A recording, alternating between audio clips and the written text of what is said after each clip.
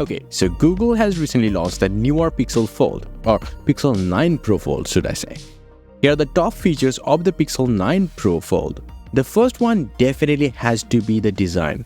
It's a total departure from the older passport looking foldable design, which means now you're getting a 6.3-inch cover panel instead of a 5.8-inch panel, 20 by 9 rather than 17.4 by 9, which means it's more taller than wider.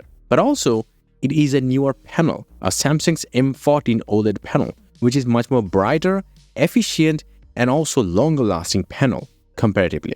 Now, it does have 1800 nits of high manual brightness up from 1200 nits and 2700 nits of peak brightness up from only 1550 nits of peak brightness.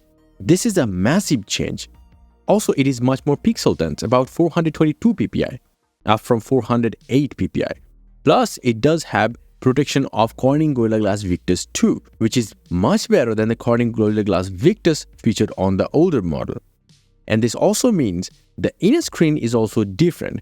It is now 8-inch panel and also has 89% screen to body ratio compared to 82.7 with a 7.6-inch display on the older model. Same way, the brightness has also changed.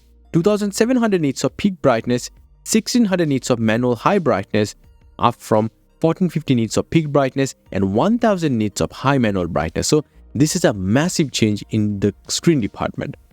Another thing that has changed, it's not that much visible, but once you use it, you're going to see it, is the phone opens flat. And it also is much more slimmer when closed or when opened. It's 5.1 mm thin when opened, and when closed, it's only 10.5 mm compared to 12.1 mm of the last one. Plus, it is much more lighter, about 257 grams compared to 283 on the older one, even though both of them are still IPX8 water resistant. The next is 16 GB of RAM as standard on both the 256 GB model or the 512 GB upgraded variant. And better screen to body ratio also means it does have slimmer bezels all around the main display, which makes it way more modern than what it was with the last one with thick top bezels and the bottom bezels. The next feature is Emergency SOS feature, which is free until 2027. So you can actually contact emergency responders via satellite and share your location even when you are not connected to any cellular networks. The next one is Call Note.